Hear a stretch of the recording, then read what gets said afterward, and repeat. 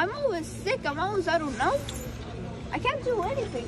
You see all of this. What do you expect me to do? Fix it? I'm only 10. I can't even do anything anymore. I just want to be a doctor or anything to help my people, but I can't. I'm just a kid. I don't even know what to do. I get scared, but not really that much. I do anything for my people, but I don't know what to do. I'm just 10. All of this, when I see it, I literally cry every day, saying to myself, why do we deserve this? What did we do to this? My family said they just hate us. They just don't like us because we are Muslims.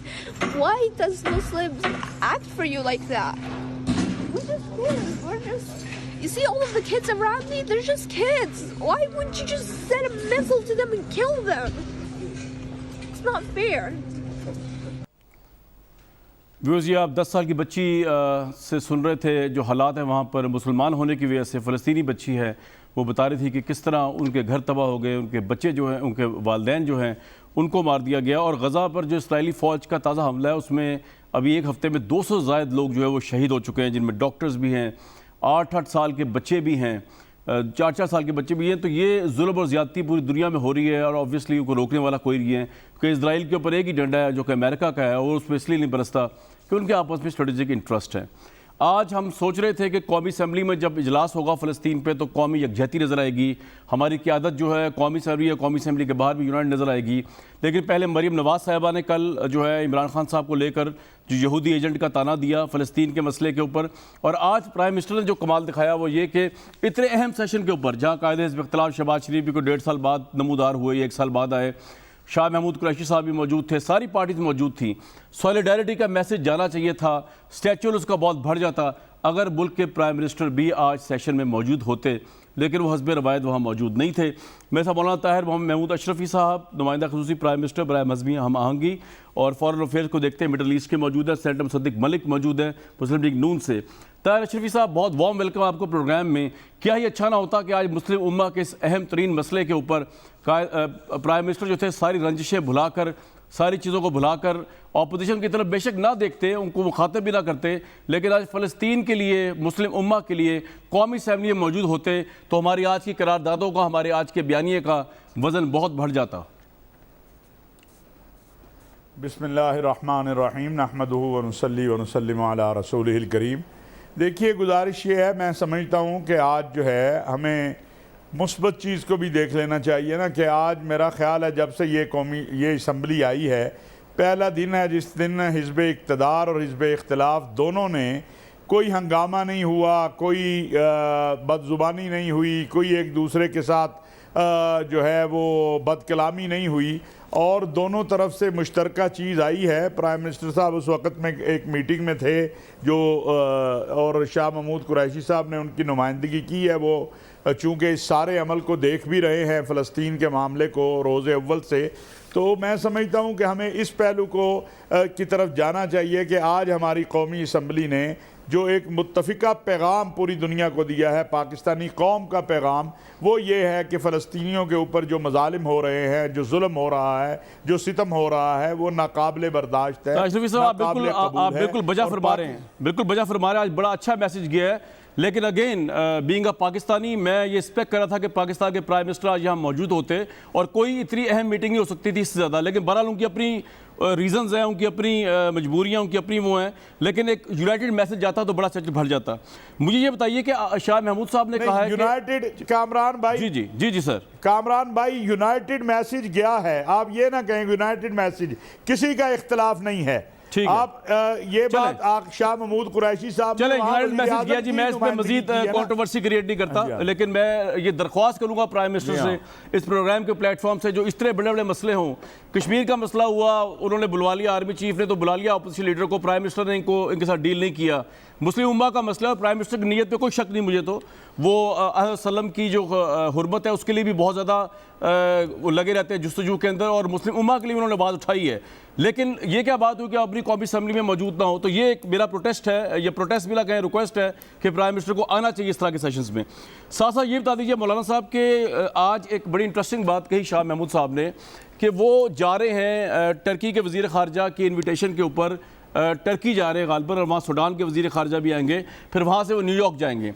तो ये हमने Saudi अरब को इसमें on board लिया है, या आपको लगता है कि OIC के प्लेटफॉर्म से ये उठाना नहीं चाहिए था मसला, या ये ठीक है कि आप अलग एक ये काम कर रहे हो और OIC का प्लेटफॉर्म यूज़ नहीं किया आपने? नहीं, मैं पहली बात तो अर्ज़ कर दूं कि ये जो तासुर एक उभर रहा है कि खुदा न खास्ता पाकिस्तान कोई OIC के मद्दे मुकाबल कोई किसी ग्रुप में शरीक हो रहा है, या OIC का कल इजलास हुआ है, हंगामी OIC वज़राए ख़ारजा का इजलास जो है वो कल हुआ है, और उसके बाद ये एक कोशिश थी अक़वाम मुत्तहिदा का इजलास बुलाया जाए, वहाँ पहुँचा जाए, और वो नेजर और अलजायर की दरख्वास्त पर बुला लिया गया है। उसमें चूँकि हमारे वज़ीर ख़ारजा जा रहे थे तो उनका ख्याल है कि बाकी फ़लस्तीनी वज़ीर ख़ारजा भी वहाँ आ रहे हैं। तारिफ साहब, मेरी आपसे रिक्वेस्ट ये है कि OIC का प्लेटफॉर्म काफ़ी नहीं है, जो फ़लस्तीन के सफ़ीर, टर्की के वज़ीर ख़ारजा और पाकिस्तान के जो वज़ीर ख़ारजा उनको जाना पड़ रहा है टर्की, और OIC का प्लेटफॉर्म यूज़ नहीं कर रहे मुसलमान कंट्रीज़, ये वाली जो है। नहीं, मैं नहीं समझता OIC का ये प्लेटफार्म है। एक बात याद रखिए कामरान भाई, पाकिस्तान OIC के प्लेटफार्म पे ही खड़ा है। OIC से ना हम दाएं हैं ना बाएं हैं, ना किसी ऐसे अमल का पाकिस्तान हिस्सा है, ना हो सकता है कि जो OIC के मद्दे मुकाबल हो। ये बामी मुशावरत से हो रहा है। परसों रात जो है हमारे शाह महमूद कुरैशी साहब की सऊदी अरब के जो वज़ीर ख़ारजा हैं अमीर फैसल बिन फरहान, उनसे तफसीली बात हुई है। उससे पहले खादिमुल हरमैन शरीफैन शाह सलमान बिन अब्दुल अजीज से मोहतरम सऊदी अरब ऑन बोर्ड है ना, बस मैं ये जानना चाह रहा हूँ, नाराज हो गए थे लास्ट टाइम, अब ऑन बोर्ड है जो वज़ीर ख़ारजा हमारे जा रहे हैं। एक बात जी, एक बात याद रखिए कि इस वक्त OIC की जो सरबराही है वो सऊदी अरब के पास है, क़यादत जो है इस वक्त हुकूमत की, और वैसे भी तो मुसलमानों का मरकज़ है, तो लिहाजा ऐसा कोई अमल नहीं है कि जिससे ये तासुर लिया जाए या किया जाए कि खुदा न खास्ता हम सऊदी अरब के साथ जो है किसी महाजराई में जा रहे हैं या उनके साथ बगैर। बिल्कुल ठीक है जी, बिल्कुल ठीक है। आप सपोर्ट करते हैं मुसद्दिक मलिक साहब जो इनिशिएटिव गवर्नमेंट ले रही है, जिस तरह आज बात की जा रही है, जिस तरह टर्की के वज़ीर ख़ारजा के कहने पर हम जा रहे हैं, ठीक है, हम OIC का प्लेटफॉर्म फिलहाल यूज़ नहीं कर रहे, लेकिन मौलाना साहब कह रहे हैं कि सऊदी अरब उससे खफा नहीं होगा, लेकिन हमें ये भी पता है कि पहले खफा हो गया था जब प्राइम मिनिस्टर ने भी बात ही की थी एक पैरेलल उसकी कुछ साल पहले, पैसे यहाँ से ही वापस मांग लिए थे, वॉट एवर। अब तो ताल्लुकात ठीक हैं, बाजवा साहब भी गए, प्राइम मिनिस्टर भी गए, और ताहिर महमूद अशरफ साहब भी गए Saudi Arab. Your take on it sir. Kamran Shahid sahab, ये जो OIC की वज़राए ख़ारजा की मीटिंग हुई उसमें पाकिस्तान क्यों नहीं शिरकत पाकिस्तान ने की? बिल्कुल सवाल है, अगर आपको मालूम हो तो बताइए। मलिक साहब, आप बड़े माशाल्लाह शरीक हुआ है कल पाकिस्तान ने उसमें अपना मौक़िफ़ दिया है। आपको किसने कहा कि पाकिस्तान शरीक नहीं हुआ? हमारे वज़ीर ख़ारजा की वहाँ उसमें ऑनलाइन हुआ था, वो भी हुई है, आई थिंक ऑनलाइन हुआ था, लेकिन बहरहाल आगे वर्चुअल इजलास हुआ है। जी जी, लेकिन हमारी OIC का जो इजलास हुआ है इतना अहम इजलास है, और वज़ीर ख़ारजा तो जहाज़ में उड़ते हैं, हर जगह पे जाते हैं, अब कल भी जाएंगे, परसों भी जाएंगे, तो OIC की अगर मीटिंग के अंदर चले जाते तो क्या हर्ज था? कुछ समझ नहीं आया। भाईजान, वो वर्चुअल इजलास था मलिक साहब, खुदा के लिए आप तो बड़े समझदार हैं। कोई बात, ये वर्चुअल इजलास था। नहीं, मुझे नहीं मालूम, मैंने इसी वजह से। मौलाना साहब बार बार उनको समझदारी का ताना ना दें, वो समझदार ही हैं, आप तो सवालिया निशान बना दिया आपने समझदारी को, लेकिन बहरहाल जी मुसद्दिक साहब कंटिन्यू करें। सर आज की फ्रंट लीड है हर अखबार की, कल सारा दिन टीवियों पे चलता रहा। अच्छा सर, चले आपका मौका, उनका बात तो बड़े भाई हैं मुसद्दिक, पता आप बड़े भाई हैं, आप माशाल्लाह उम्र में हम सबसे बड़े हैं और इल्म में भी अल्हम्दुलिल्लाह। जी मुसद्दिक साहब बड़े हैं, कंटिन्यू मुसद्दिक साहब। मैं आपको बताता हूँ मैं किस चीज़ को एलूड कर रहा हूँ। ये पाकिस्तान की बड़ी अजीबोगरीब खारजा पॉलिसी है जी। पहले किसी टेलीविज़न का कोई इदारा बनाने के लिए खफा कर देते हैं अपने हलीफ मुल्कों को। आपको याद होगा कि पाकिस्तान इंग्लिश चैनल पहले तो खुद ही तजवीज़ दी जी, पहले तो आप खुद तजवीज़ दी पाकिस्तान ने कि हम मलेशिया और तुर्की के साथ मिलके एक इंग्लिश चैनल खोलेंगे, चैनल बनाएंगे। जी, फिर एक दिन पहले कॉन्फ्रेंस से कुछ दिन पहले इजाज़त लेने एक और मुल्क के पास चले गए जो हमारे दोस्त मुल्क हैं जिनसे बड़े गहरे रवाबित हैं। फिर इजाज़त नहीं मिली तो वहाँ पे ये कह दिया कि ऊप्स सॉरी इजाज़त नहीं मिल पाई, हम नहीं आ सकेंगे। उसके बाद फिर चलें, एक को नाराज़, लेकिन फिर बाद में ये भी कहा कि गलती की ना जाके, उनको कहा जी, उसके बाद कहा कि ऊप्स गलती हो गई, हमें उनकी बात नहीं माननी चाहिए थी और आपके पास आ जाना चाहिए। सदिक भाई अभी पहली दफा गवर्नमेंट में आए हैं प्राइम मिनिस्टर, जरा टाइम लगता है। आप लोग तो रीढ़े पड़े लोग हैं, 30 साल से चिमटे में इक़्तिदार को, आप तो घाक लोग हैं। मौलाना साहब हमारे जो भाई हैं पहले एज एनालिस्ट आया करते थे, पहली दफा मामले सूसी बने, तो ये पहला एक्सपीरियंस है प्राइम मिनिस्टर, पहली दफा प्राइम मिनिस्टर बने इमरान साहब, तो थोड़ा टाइम दे इनको यार, क्या हो गया भाई, सांस लेने दे रहे आप? नहीं वो ठीक है, मगर आपको जी, मगर तकरीबन अपने शाह महमूद कुरैशी साहब तो बड़े पुरानी महारत रखते हैं, तकरीबन हर पॉलिटिकल पार्टी, हर हुकूमत में वज़ीर ख़ारजा रहे हैं कम से कम के तौर पे जी, तो उनको तो थोड़ी सी इन बातों की नज़ाकत का अंदाज़ा होना चाहिए कि इसको कैसे डील करते हैं बैनुल अक़वामी अमूर को। मगर ये अकेले नहीं है, आप जरा कश्मीर के हवाले से भी देख लें।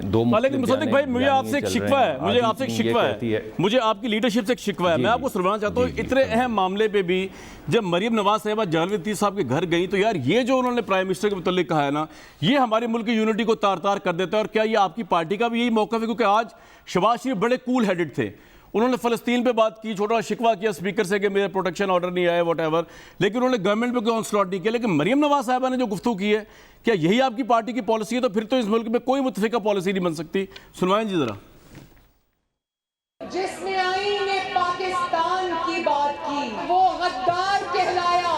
गद्दार उसको कहते हैं जो अमेरिका में बैठकर कश्मीर का सौदा करके मुंह लटका के पाकिस्तान वापस आए, उसको कहते हैं गद्दार। इमरान खान जब दुश्मन मुल्क में जाकर बात करता है तो उसको गद्दारी कहते हैं। इनकी हुकूमत की कश्ती डावाडोल है, उसको बचाने के लिए आज कश्मीर का भी सौदा हो रहा है। आज इसराइल ने फलस्तीन के ऊपर जो जुल्म के पहाड़ तोड़ रखे हैं, याद है ना कि उस यहूदी अपने रिश्तेदार के हक में कैंपेन किसने चलाई थी? और आज तुम एक ट्वीट करके तुम समझते हो कि तुमने फलस्तीनियों के खून का हक अदा कर दिया। कौम को वो वक्त भूला नहीं जब तुम गोल्डस्मिथ्स की जाकर वहां पर कैंपेन चला रहे थे। सर, ये यहूदी साले के लिए कैंपेन चलाना, ये गद्दार होना, दुश्मन मुल्क होना, कश्मीर का सौदा कर देना फ़लस्तीन पे, ये आपको लगता है कि यही पॉलिसी है नून लीग की? प्राइम मिनिस्टर को लेकर उनको गद्दार भी कह रहे हैं, उनको यहूदी एजेंट भी कह रहे हैं? नहीं, देखिए, मैं वज़ीर आज़म को गद्दार तो नहीं कह रहा, ना कहता हूँ वज़ीर आज़म को गद्दार, लेकिन मैं आपसे कुछ सवालात पूछना चाहता हूँ। आपको याद होगा कि जब मोदी साहब की कैंपेन चली थी तो इमरान खान साहब ने कहा था कि अब अगर मोदी जीत जाए तो कश्मीर का मामला हल हो जाएगा। आपको याद है ना, ये उनका बाकायदा बयान था। उसके बाद फिर उन्होंने एक और बयान दिया जब वो आए थे अमेरिका से। अभी मैं वो किसी अखबार में उनके लगे हुए किसी तराशे का या किसी ख़बर का नहीं हवाला दूंगा जो कंट्रोवर्शियल है। मैं तो सिर्फ ये कह रहा हूँ कि जब वहाँ से आए तो उन्होंने कहा कि भाई कश्मीर का मामला जो है डोनाल्ड ट्रंप ने कहा है कि हमने सॉल्व कर दिया, वो सॉल्व हो गया। फिर आपके सामने वो कैसे सॉल्व हुआ वो भी आ गया।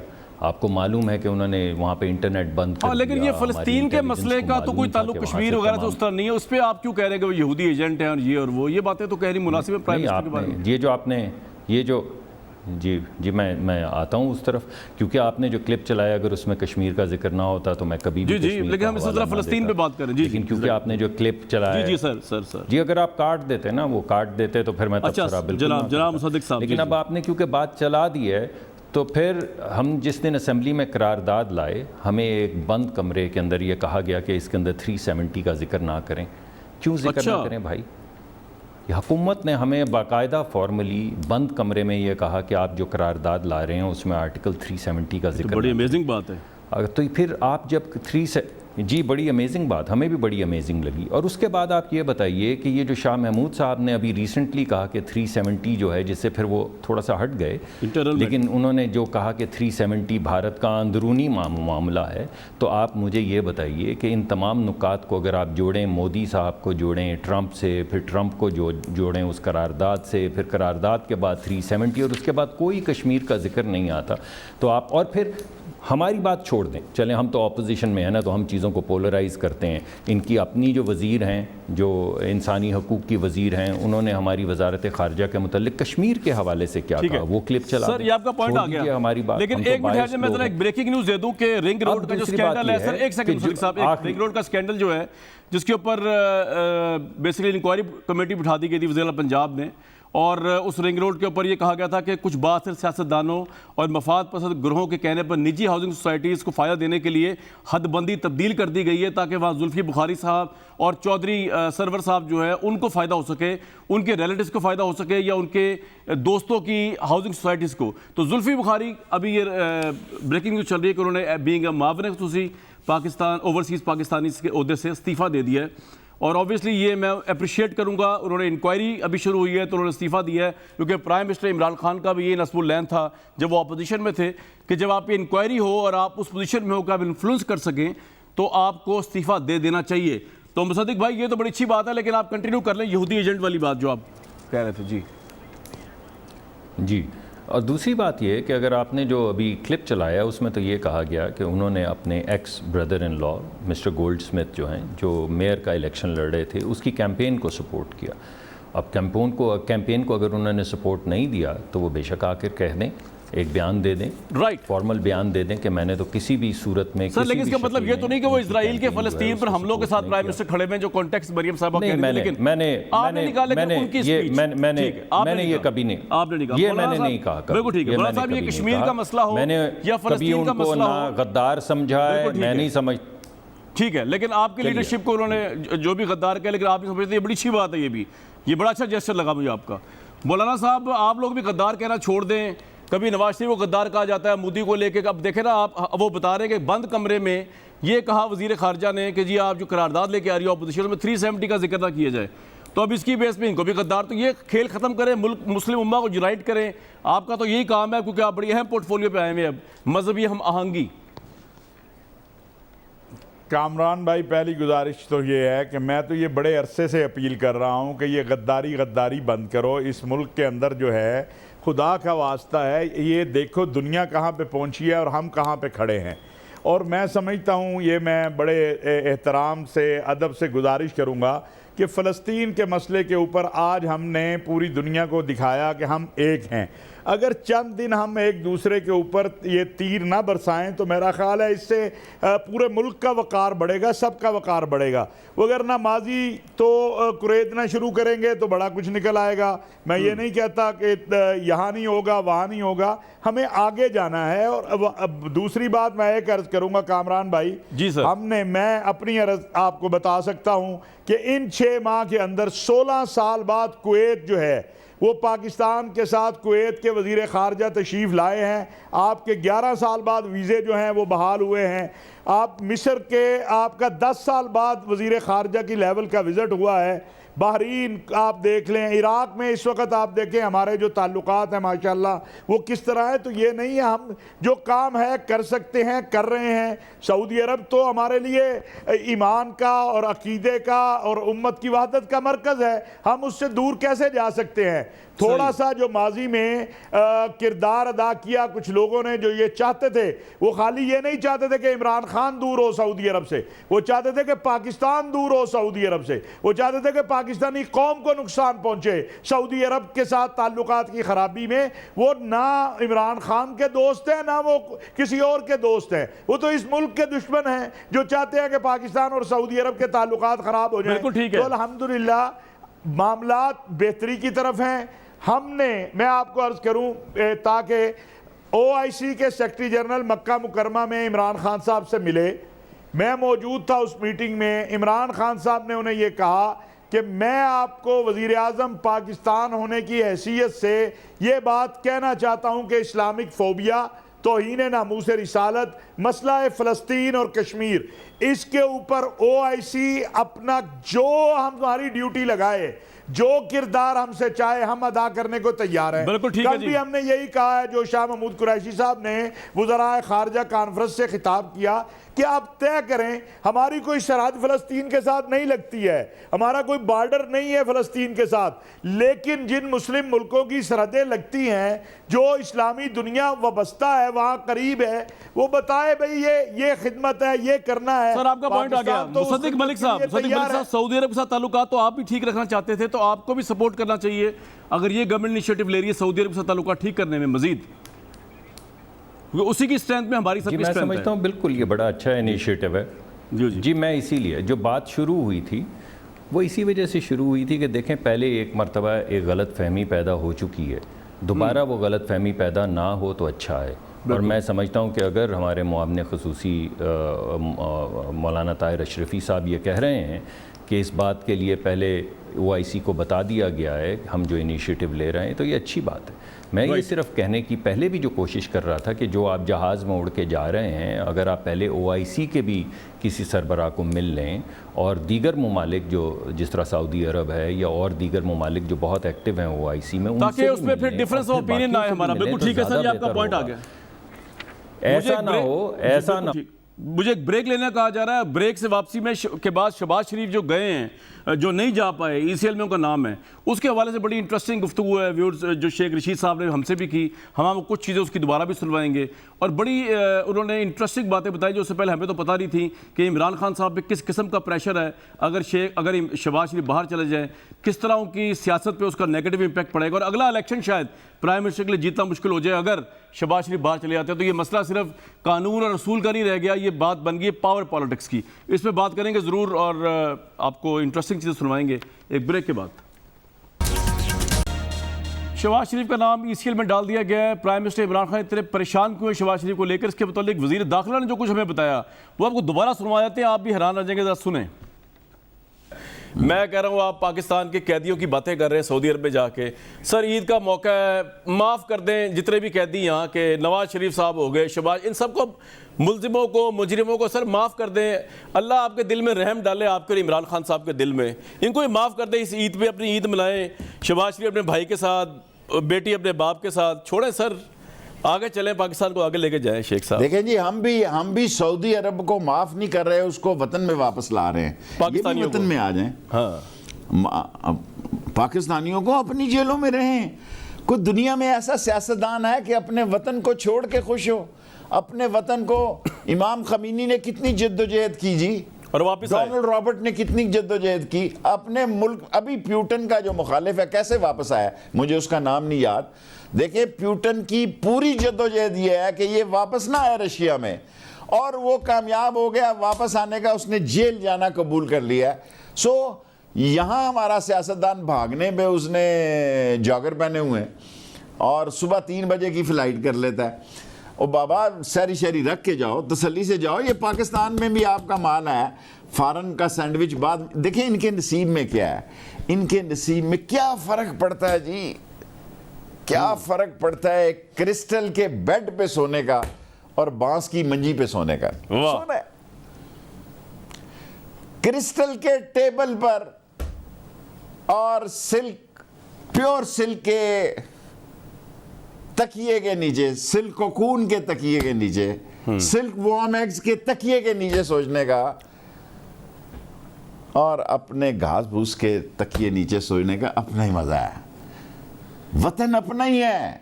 बिल आखिर ये जलील और रुसवा होंगे। ये समझते हैं सऊदी अरब में हमारा जैक लग गया, हम वहाँ स्वरूप महल में मज़े से रहते रहे, स्वरूप महल को हमने एंजॉय किया। रूप है या स्वरूप है, लेकिन सरूर, अल्लाह बहुत बड़ा है। सुरूर था या रूप जी? सरूर सर, सरूर हाँ जी। और वो सुरूर में ही वापस आ गए। लेकिन every day is not Sunday. फिर कहता हूँ एवरी डे नॉट संडे। अल्लाह को पता है कि उसने आपको किस तरह वापस। सऊदी अरब में नवाज शरीफ के मतलब कोई बात नहीं करना कि हम ये जो अब की दफा मुलाकातें आपकी हुई हैं, कोई बात नहीं। अच्छा, जो 1-to-1 हुई है प्राइम मिनिस्टर की, उसका तो मुझे नहीं पता। लेकिन जो शाह महमूद साहब थे सिग्नेचर में, आर्मी चीफ थे, इमरान खान साहब थे, मैं था, उसमें तो कोई बात नहीं। शेख साहब, और मैं एक और बात कहता हूं रोजे की, एंड रात ठहर जाए। जी। मुशर्रफ को खुद किंग अब्दुल्ला ने कहा, देखो पता नहीं किस्मत की बातें हैं, चांद रात आप कह रहे हैं, चांद रात है। किंग अब्दुल्ला ने कहा जी mister Musharraf, I am sorry, he is not what he is. ये वो नहीं है जो दिखाई देता है। I am sorry, he did not behave as a prime minister. ये मैं सऊदी किंग के अल्फाज खुदा को गवाह बना के आपके सामने नवाज शरीफ के बारे में उसने कहा जो हमने सोचा था वैसा, नवाज शरीफ के, उसने कहा जो कुछ हमने सोचा था वैसा नहीं निकला। ही is not what he is. अच्छा, और सऊदीज जो है सोचे समझे बगैर अंग्रेजी नहीं मिलते बोलते, वो बड़े नाप तोल के बोलते हैं। लेकिन शेख साहब किस मौके और पे वो कहा था सारे उन्होंने, क्योंकि calculate उन्होंने तो पनाह दी हुई थी इनको, इतनी जबरदस्त किस्म की प्रोटेक्शन उधर। जी हाँ जी हाँ जी, वो पनाह देने के बाद ही जब ये बातें चल रही थी कि इसने वापस आना है, अच्छा। और वो कह रहे थे कि अगर बेनज़ीर वापस आई तो हम इसको नहीं रोक सकेंगे क्योंकि हमारी कमिटमेंट है। एंड ही सेड के हमें बड़ा अफसोस है, हमने सोचा था। He did not behave as a prime minister. असल खबर आपको देख रहा हूँ कि ये जुमला किंग अब्दुल्ला ने कहा, अल्लाह के कब्जे में जान है, he is not what he is. अच्छा, नवाज शरीफ के और बारे में। दसो तुसी ले आओ और बुलाओ उन्होंने। शेख साहब, इमरान खान साहब तन्हाई में आपसे कभी बात करते होंगे, लोगों को ये परसेप्शन दिया गया कि वो नवाज शरीफ से कोई ज़ाती रंजिश और जंग है और नफरत है, उसको वो डिस्ट्रॉय करना चाहते हैं, डिलीट करना चाहते हैं। नवाज शरीफ के मतलब क्या जज्बात है प्राइम मिनिस्टर के? आपसे बात तो करते होंगे अलहदगी में जब भी करते हैं। देखें, इमरान खान को लोगों ने इनसे एहतसाब का पैसा रिकवर करने के लिए वोट दिए, और अगर देखें ये पागल हैं कि हमारे खिलाफ ऐसी लगे हुए हैं अब, क्योंकि अगर हम इनसे पैसे भी नहीं वसूल कर पाते, कोड़ी ये नहीं देते, सियासत में भी ये रहते हैं, तो फिर ये तो अगले इलेक्शन के लिए तैयार हैं। हमारे लिए तो बहुत बड़ा सवालिया निशान है कि एक बहुत बड़ी यूथ ने इमरान खान को वोट दिए कि इनसे पैसे वसूल करोगे। जब मैं आपको कहूं कि शायद कामरान मैं तेरे पैसे वसूल करके देंगा, आपने तो मेरे पीछे खड़ा हो जाना है। बिल्कुल। इमरान खान ने कौम को वादा किया कि मैं आपके पैसे वसूल करके दूंगा, इन चोरों को छोड़ूंगा नहीं। यही नारा शहबाज शरीफ ने भी लगाया था आसफ जरदारी के खिलाफ कि रस्सा डाल के घसीटूंगा। लोग पसंद करते हैं ऐसी बात को। जब मौला जट फिल्म लगती थी ना, मैं इंफॉर्मेशन मिनिस्टर था उस वक्त, tourism, sports, culture, youth information ministry में होती थी, 5 मिनिस्ट्रियाँ होती थी। मैं और फिल्म वालों को बुलाता था, रोज़ तुसी मौला जट बुला देंगे हो, क्या करते पे हो तुसी? वो कहता हजूर एक कौम पंजाब दे लोग जिहड़े ना ये पसंद करते हैं कि थाने ते ग्रेनेड डिगे, गंडासा चमके। हाँ जी, जालिम पे बिजली बन के गिरे गंडासा। पसंद करते हैं। हाँ, सो ये लोग पसंद करते हैं कि हमारी दौलत और लेकिन सर टका वसूल नहीं किया नवाज शरीफ से और उसको भेज दिया उल्टा बाहर आपकी गवर्नमेंट ने। हाँ सही जी, बात, सही कहते हैं, वो बहुत बड़ी फतह समझते हैं। हालांकि ये भी खुदा की एक सज़ा है कि आप एक मुल्क का 2-3 दफ़ा प्राइम मिनिस्टर रहा, उसको काफ़ी में एक बर्गर खाते दिखाते हैं और समझते हैं बड़ी मौज कर रहा है। वो इधर देसी पराठा भी तो ऐसी, देसी अंडे भी थे, उधर कहाँ मिलता है जी? और सर थोड़ी कोट लगभग जेल तो बेहतर है ना कि वो स्टार जा पुत्र रावी ना कोई आवी ना जावी। हाँ जी, कोट लगभग जेल से तो बेहतर है सर। कोई आवी ना जा। अच्छा शेख साहब, लेकिन अब परसेप्शन ये है कि शहबाज शरीफ वो बाहर आ गए हैं, वो बाहर जा रहे हैं और आप लोग मुंह हाथ मलते रह गए हैं और आपके साथ हाथ हो गया एक दफ़ा फिर। What's your take on it Shahbaz Sharif के इशू पे? देखिए, मेरा ख्याल है हर शख्स के देखने का अपना अंदाज है। इस केस में लोगों की बहुत बड़ी तादाद इमरान खान की हुकूमत के साथ खड़ी है कि इसको ना जाने दिया जाए, बहुत बड़ी तादाद। लेकिन कौन जाने दे रहा है? और सवाल ये है कौन जाने दे रहा है? जाने की तो वो पूरी जद्दों सुबह सहरी से पहले जा रहा है जी। वो 3 बजे एयरपोर्ट पहुंचे, 2:30 बजे। नहीं, कोई सपोर्ट तो है ना जान दे सर, मैंने। इस तरह तो नहीं सर वो जमानत और ये उनका जाने जा रहे हैं बाहर वो। यार शेख साहब, ये तो आप ऐसे तो ना कहें। अब इमरान खान ने तो स्टैंड लिया हुआ है जी, मैं इमरान खान के साथ आया हूं, उसी के साथ जाऊंगा।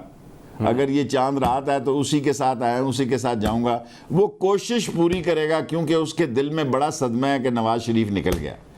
और वो हर एक को, हर बंदे को, जिसने उसके फैसल जावेद से लेके वो जो डॉक्टर से लेके शेख रशीद तक, वो समझता है कि हमने गलत स्टडी किया और हम लोगों ने जो राय दी इसको जाने दो गलत दी।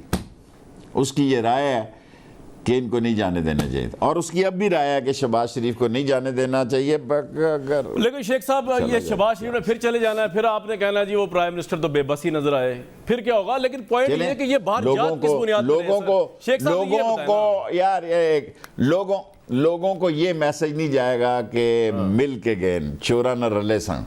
अच्छा, ये मैसेज इमरान खान का नहीं जाएगा कि अंदर से जो है एक लफ्ज़ जुमला अब चांद रात नहीं कहना चाहिए कि ये रले तो क्या रले नंदरों। तो सर फिर मेरे सब तो चीज प्लानिंग से हुआ है। शेख साहब इमरान फिर खान क्या- पूरी शेख कोशिश साहब करेगा फिर कि ना जाए। शेख साहब फिर क्या मैसेज जाएगा कि वो मेरिट पे गए बाहर या किसी डील अवामी राय आमा ये कहेगी, अवामी राय आमा कहेगी कि इमरान खान ने पूरी कोशिश की और इसका नज़ला दूसरी तरफ गिरेगा।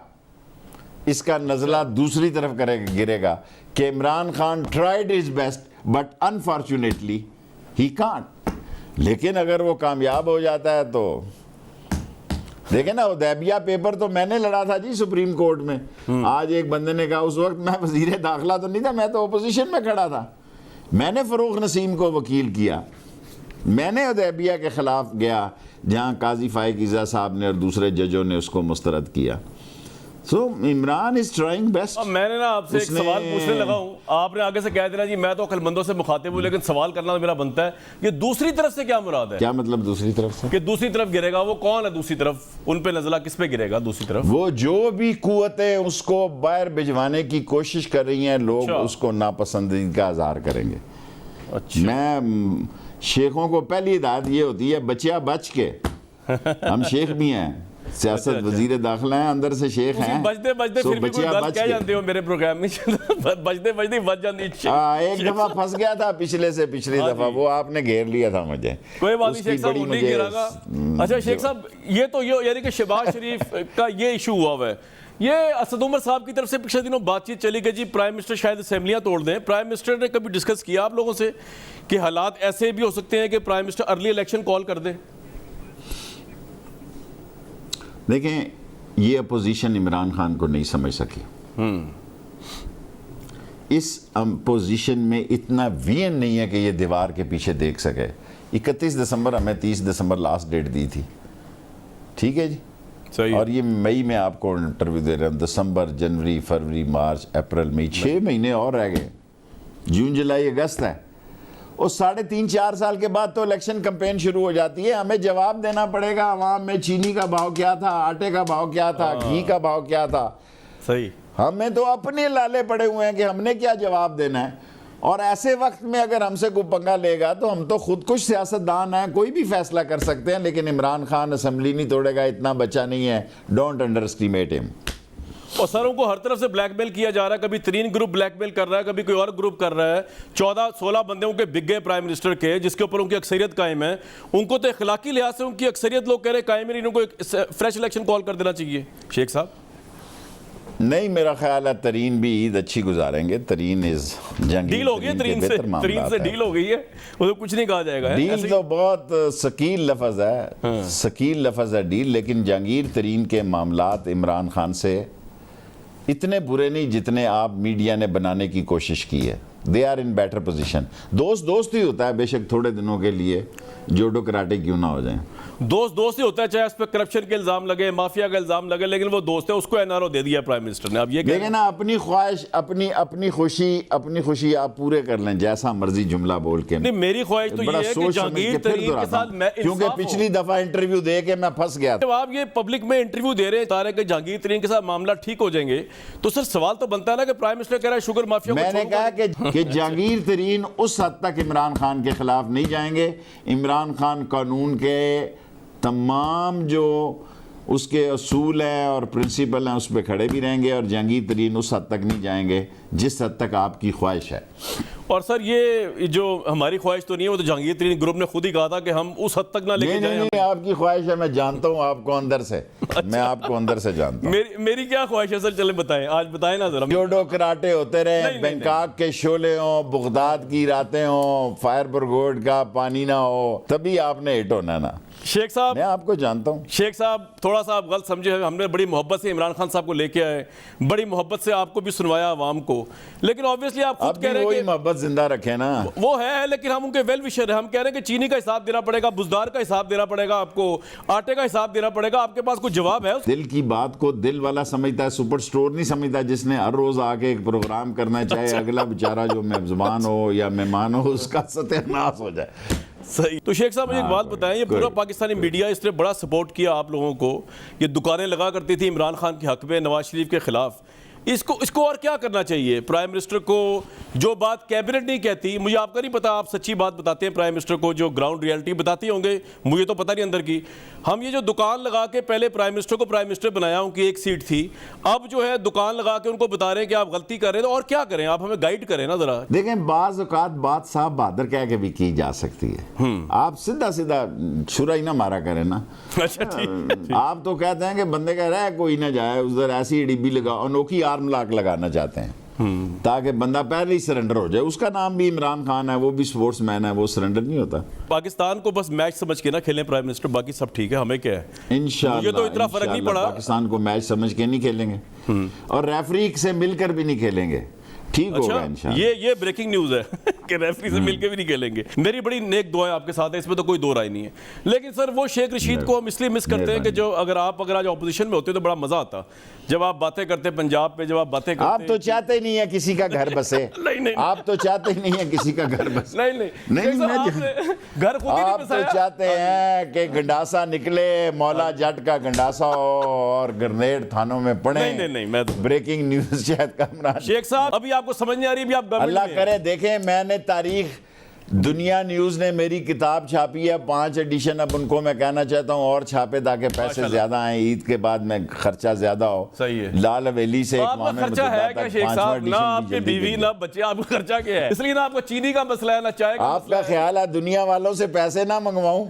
नहीं मंगवाए आपके। हाँ जी, ना आपने किसी को ईदी देनी है, ना आपने किसी को खर्चा देना है, आपकी मौज है सर। 5 उंगलियां, एक आपकी मौज है, एक आपने लीडर जो मुंतखब किया इमरान खान साहब, उनकी मौज है, पहाड़ों पे बैठे, उनका भी सेम पोजीशन है, ना किसी चीज़ का खर्चा है ना किसी और चीज़ का खर्चा है।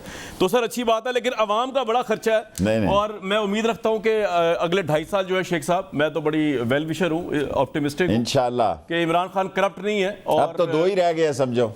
हाँ जी, बस 2 साल रह गए, उसमें से भी 1 साल रह गए, तो जो करना है कर गुजरे शेख साहब, उसके बाद दोबारा नहीं मिलना मौका, वरना मैं बता रहा हूँ आपको। रशीद अहमद साहब की गुफ्तगू 2 से 3 दिन पुरानी थी, लेकिन बहुत इंपॉर्टेंट थी और इससे बहुत से सवालात को जन्म दिया। इसमें मजीद बात करने की कोशिश करेंगे प्रोग्राम में एक वक्फे के बाद।